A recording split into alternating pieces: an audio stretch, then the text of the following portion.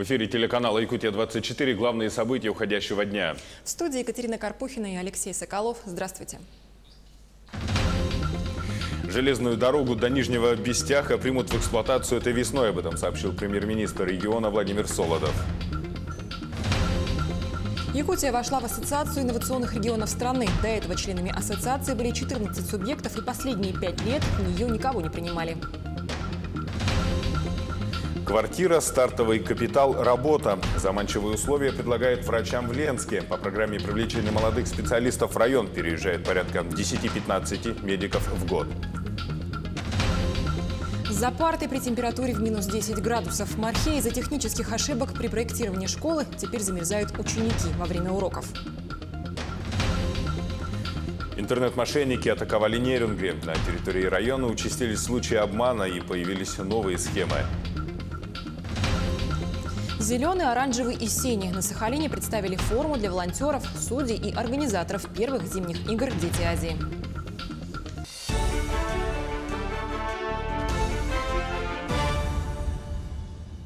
Правительство России готовит комплекс мер по демографии на Дальнем Востоке. Они должны быть направлены на мотивацию к рождению детей и повышение доступности медпомощи. Об этом говорилось на совещании президента Владимира Путина с членами правительства. Прежде всего, речь идет о фиксации размера регионального материнского капитала на уровне 30% от федерального, увеличение выплат на первого ребенка, обеспечение региональных выплат на третьего и последующих детей вне зависимости от суммарного коэффициента рождаемости. Как обозначила вице-премьер Татьяна Голикова, регионам Дальнего Востока также предполагается уменьшение ставки ипотечного кредита до 5% для семей, у которых, начиная с 1 января этого года, родился второй и последующие дети. Также процент предлагается снизить на приобретение жилья на вторичном рынке в сельских населенных пунктах. Кроме того, в части ипотеки прорабатываются дополнительные меры, которые коснутся не только дальневосточников. Железную дорогу до Нижнего Бестяха в Якутии примут в эксплуатацию весной этого года. Об этом в своем инстаграм-канале сообщил премьер-министр Якутии Владимир Солодов. Тарифы на грузовые перевозки снизятся, начиная с 1 июня. В августе запустим регулярные пассажирские перевозки, сказал он. С вводом участка Томот-Якутск появится не только комфортный прямой тариф. Компания «Железные дороги Якутии» намерена участвовать в развитии железнодорожных станций и строительстве подъездных путей в рамках реализации крупных инвестиционных проектов. Уже есть опыт сотрудничества с Колмаром и Евразом. Кроме того, в Нижнем Бестяхе идет строительство подъездного пути к перегрузочной площадке Лорпа. Тем временем «Эльга-Уголь» в прошлом году значительно увеличила производственные показатели. Коллектив компании, добыв 4,9 миллиона тонн угля, превысил показатели 2017 года на 18%. Объем вскрышных работ достиг более 10 миллионов кубических метров. Это на 5% больше, чем годом ранее. Переработка угля увеличилась на 11% и составила 2,5 миллионов тонн. Удалось сохранить положительную динамику в отгрузке продукции потребителям – 3,4 миллиона тонн, что выше показатели прошлого года, также на 18%. Якутия вошла в Ассоциацию инновационных регионов России. Это объединение регионов страны, образованные для поддержки и продвижения инновационных, экономических, научно-технических и образовательных проектов. В регионах ассоциации работает свыше 300 объектов инновационной инфраструктуры, среди которых региональные инжиниринговые центры, технопарки, индустриальные парки, бизнес, инкубаторы и другие. Как отметила глава региона Айса Николаев, до этого членами ассоциации были 14 субъектов, и последние 5 лет никого в ассоциацию не принимали. Квартира, стартовый капитал, работа. Заманчивые условия предлагают врачам в Ленске. По программе привлечения молодых специалистов в район переезжает порядка 10-15 медиков в год. Часть из них остается там жить и работать. Репортаж Светланы Балеевой. В прошлом году штат Ленской ЦРБ пополнился новыми специалистами. Всего прибыло 19 врачей, из них 6 молодых специалистов. Отрадно, что большинство ребят – уроженцы Ленского района. Это сестры Анастасия и Серафима Ощепкова, акушер-гинеколог и терапевт. Врачи-терапевты Алина Шабоева и Сергей Кочнев. В кадровом укомплектовании произошли большие подвижки. Что уж говорить, что если раньше у нас на 10 врачебных участках районной поликлиники сидело 4 врача-терапевта, Сейчас мы полностью укомплектовали терапевтическую службу районной поликлиники. Серафима Ощепкова выросла в поселке Нюэ. Закончив Ленскую школу, поступила в медицинский университет города Иркутска. Окончила высшее учебное заведение в прошлом году и сразу же приехала в Ленск. Устроилась терапевтом в районную поликлинику. Сегодня девушка ведет прием и ездит по вызовам. Мне очень нравится. Я сама не ожидала того, что вот от этой работы я буду получать удовольствие. Мне очень нравится помогать людям. То есть даже здорово. Алина Шаболина и Сергей Кочнев тоже работают в больнице. Алина ведет прием в поликлинике, Сергей – терапевт в отделении. Именно в Ленской больнице они получают свои первые трудовые навыки. Молодые люди признаются, что сложно, но всегда есть кому помочь и подсказать. Я приехала только с университета, опыта работы никакого, ничего, толком не знаешь, честно. Тебе помогают, всячески объясняют, никогда не откажут в помощи. Ринчин Даджиев, лор-врач, приехал из города Улан-Удэ. На родине молодой человек год работал в республиканской клинической больнице. Получив приглашение из Ленской ЦРБ, не раздумывая, согласился. С приездом нового специалиста впервые за многие годы в Ленской больнице стали проводиться операции на лор-органах. Составлен план уже на 3 месяца вперед. Очень много, даже десятилетиями у нас не проводилось лор-операций. Даже по таким мелочам, как тонзиллэктомия, аденоидэктомия, приходилось ездить в город Якутск. Сейчас практически все эти операции будут делаться у нас. Также появился врач в поселке Витим. Все молодые специалисты по приезду получили подъемные в размере 150 тысяч рублей. Встали на очередь на получение жилья. Пока же, ожидая муниципальные квартиры, всем врачам оплачивается половина от суммы съемного жилья. Благодаря созданным условиям у ребят желание задержаться в районе надолго. Светлана Балеева, Виталий Андреев, Ленск. Крещенские морозы дают о себе знать уже с начала этой недели. Во многих районах действуют актированные дни. На территории городского округа Якутск отмечаются перепады температур. Больше всего от этого страдают жители Мархи. Все дело в том, что холод воцарил в коридорах Мархинской школы. И учебный процесс проходит в сложных для детей условиях. В ситуации разбиралась Сусанна Рожина. Мархинские школьники вынуждены в минус 50 учиться. Мало того, что у них на улице холодно, так еще и в классах холодно. Сейчас находимся в кабинете физики, вот, как вы видите, по таблицам, по доске. Здесь мы вынуждены были отменить занятия, перенести в другой кабинет в связи с тем, что здесь температура ниже нормы, и дети мерзнут, и в верхней одежде им здесь находиться запрещено, поэтому кабинет физики временно вот пустует у нас. Холодно, по-разному, очень холодно. Холодно у нас в кабинете 206-м. Очень холодно, придется в куртках ходить. Родители просят администрацию города принять меры, чтобы их дети не рисковали своим здоровьем. Предложение такое – позволить руководству школы самостоятельно принимать решения об актированных днях. У нас на улице минус 50, и мы вынуждены идти в школу. Идут, утром еще темно, идут по дорогам, не то, что там у нас где-то. И получается туманище, холодно. Просим принять меры какие-то. В городе температура в 43 градуса, у нас на градусниках 47 и 50 показывают. В нашем, получается, микрорайоне температура холоднее, чем в городе. Вот хотели бы это мы попросить мэрию, чтобы нам разрешили делать актированные дни самим. Проблема в том, что вот сейчас очень сильные морозы, нам информация приходит очень или поздно, что насчет актированных дней. И вот некоторые дети далеко живут, ездят, и получается информация идет после 7 часов, они уже в дороге и не могут попасть куда и чего идти. И в школе у нас это холодно. Проблем с отоплением в школе нет. В большинстве классов тепло, даже жарко. Но в некоторых кабинетах и коридорах температура воздуха всего лишь 9-11 градусов, при нормативной не менее 18. Причина – при строительстве были допущены технологические нарушения. Значит, заявку на экспертизу в окружную администрацию, но заявка эта вот не была выполнена, экспертиза не была проведена. И своими же силами школа эту заявку подать не может и оплатить дорогостоящее. Поэтому директор повторно подал такую заявку для того, чтобы вот нам отремонтировали переделали, так сказать, отопительную систему. Часто так бывает. В декабре у нас тоже такие дни были, когда гидрометцентр сообщал, что 43 градуса в аэропорту, а у нас было 48 и 50. Родители нам присылают гневные сообщения, можно сказать, такие, с фотографиями термометров. Было даже 52, потому что у нас здесь район мелиорации. Частные дома находятся очень далеко от школы, далеко от конечной остановки автобуса. Дети идут подолгу в школу. Конечно, они могут просто-напросто обморозиться. В городском управлении образования об этой проблеме знают, однако в Марху комиссия еще не доехала. Будем рассматривать проекты школ, и по месту вот уже жалобу получил. Со специалистами выйдем, посмотрим, какое решение техническое можно сделать. Вы в термометрах видите, что минус 45, минус 50 градусов, то уже можете для себя принять решение, что актированный день, потому что в средствах массовой информации рано или поздно вот эта информация пойдет. Школа относительно новая, ее построили в 2007 году, и с тех пор каждую зиму ситуация повторяется. Решить проблему можно путем только капитального ремонта системы теплоснабжения. Сусанна Рожина, Павел Пахомов, Григорий Николаев, Якутск, Марха.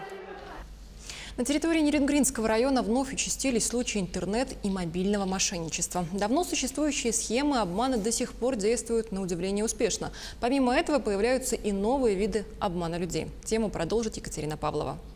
Только за текущий период 2019 года в Нерюнгринском районе зарегистрировано 4 случая мошеннических действий, совершенных с использованием информационных технологий. Общая сумма ущерба – более 1 000 000 рублей. Последний случай произошел в поселке Чульман, где злоумышленники, как это часто бывает, представились сотрудниками банка. Позвонили злоумышленники и предложили открыть резервный банковский счет, чтобы избежать мошенничества в отношении денежных средств.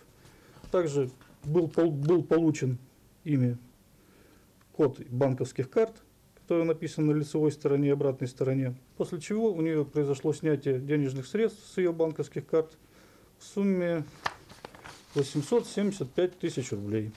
Наиболее частые мошеннические схемы совершаются в отношении пользователей сети интернет, продающих товары на сайтах бесплатных объявлений. Мошенник под видом покупателя сообщает о желании приобрести товар и оплатить его, перечислив деньги на карту. После получения сведений о карте, номере, срока действия кода на обратной стороне, мошенник использует эти данные для оплаты покупок в интернете. Другой вариант, когда на телефон продавца поступает код от банка, мошенник просит сообщить его для якобы перевода денег и через услугу «Мобильный банк» похищает деньги с карты. И третья схема, когда мошенник-покупатель предлагает продавцу пройти к банкомату и якобы получить деньги после произведения некоторых манипуляций. Во всех указанных случаях мошенник похищает денежные средства продавца. Ни при каких обстоятельствах не сообщать незнакомым лицам банковские реквизиты ваших пластиковых карт и счетов, паспортные данные, пароли, пин-коды и иную информацию. Не использовать в сети интернет номера ваших телефонов, к которым привязаны банковские карты и которые используются для работы в мобильном банке. А также не производить никаких операций с банковской картой под диктовку неизвестных лиц и осуществлять денежные переводы на счета и телефонные номера незнакомых вам лиц. Чтобы не стать жертвой мошенников, совершая покупки через интернет, первое, что должно вас насторожить – требования предоплаты. Запомните, в добросовестных магазинах всегда есть альтернатива предоплате – наложенный платеж, оплата курьеру. Особое внимание уделяйте отзывам. Очень часто страницы интернет-сайтов оказываются фальшивыми. Когда продавец присылает вам номер карты, на которую нужно произвести оплату, вбейте в поисковую систему номер данной карты. Практика показывает, что многие карты помечаются в интернете как используемые мошенниками. В этом случае стоит отказаться от данной покупки. Екатерина Павлова, Вадим Барашков, Захар Головин, Нерюнгри. В Ленске полным ходом идет благоустройство города. Помимо привычных программ по переселению в новое жилье и освещению улиц, в прошлом году появились красивые арт-объекты с символикой города. Также местные власти приступили к реализации крупного проекта по реконструкции площади в рамках программы «Комфортная городская среда». В 2019-м предстоит завершить этот проект, а также приступить к благоустройству автостанции со строительством диспетчерской, демонтажу старых заброшенных зданий и объектов бывших нефтяных котелень города. А самым крупным событием в ближайшие годы должно стать благоустройство Центрального парка. А сейчас небольшой блок рекламы и смотрите далее на телеканале Якутия-24. Большие вызовы под таким названием в Якутске проходит региональный этап всероссийского конкурса научно-технологических проектов.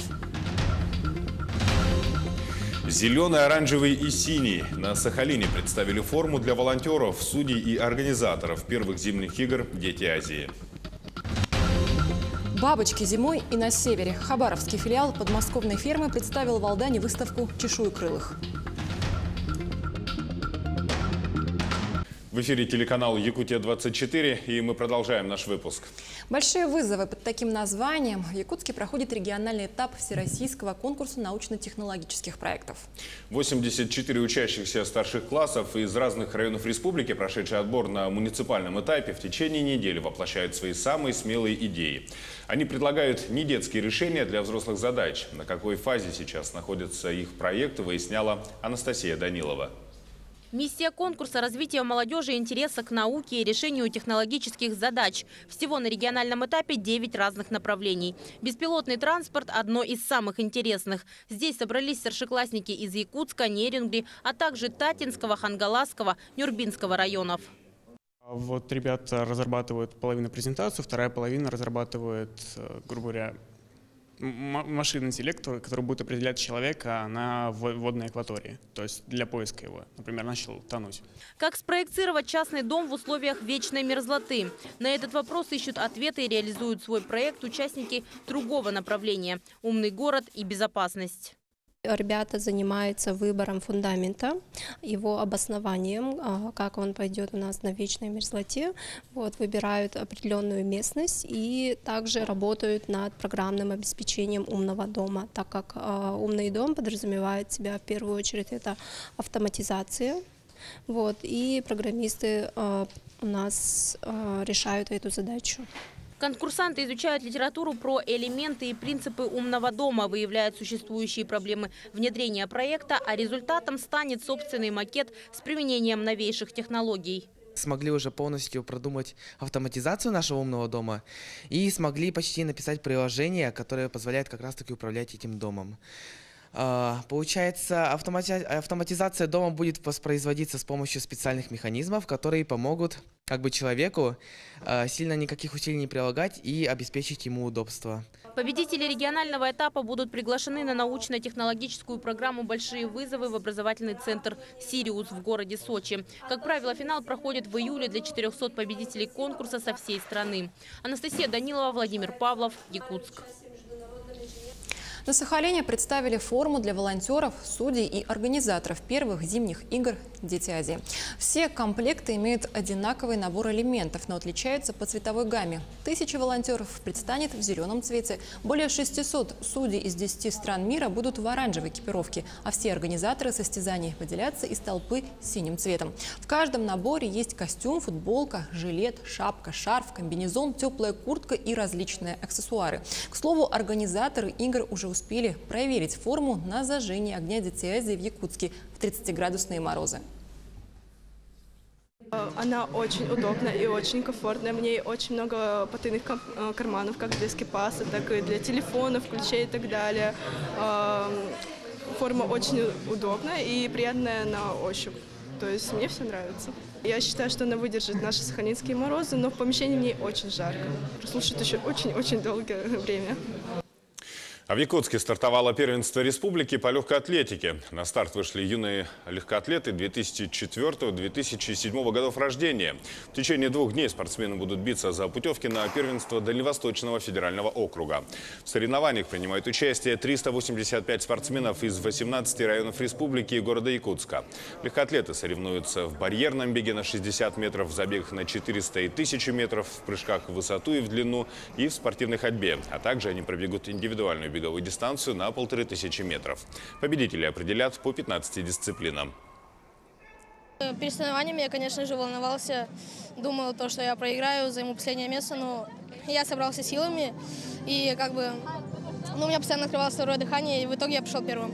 Другие участники достаточно хорошо прошли, на мой взгляд. Но я также волнуюсь, как и при ходьбе, что я ничего не выиграю. Я хорошо настроен на завтрашний забег. Тем временем в Якутске начались работы по подготовке купели. Таинство крещения пройдет на Зеленом лугу, на водоканале и в поселке Жатай.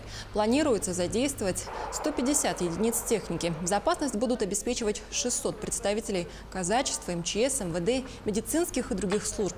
В центре столицы на Зеленом лугу очищено порядка 2000 квадратных метров снега. В месте, где будут располагаться Иордань, установят палатку на 50 мест и 4 30-местные палатки под раздевалки. Объекты рассчитаны на посещение купели порядка 20 тысячами человек. А безопасность и удобство в самой Иордании будет обеспечивать люлька из металла и дерева глубиной в 1,5 метра. Ледяная прорубь официально начнет работать 18 января с 15 часов дня и закроется 20 января в 9 часов утра. Для удобства жителей от Преображенского храма будет курсировать платный автобус. То есть по мере накопления будут 2 автобуса находятся, то есть один привозит, другой там комплектует. Это зона трезвости, зона безалкогольная. Ну и врачи и так далее не рекомендуют употреблять алкоголь и так далее, потому что реакция может быть различная. Освещение пройдет завтра, перед 15 часами.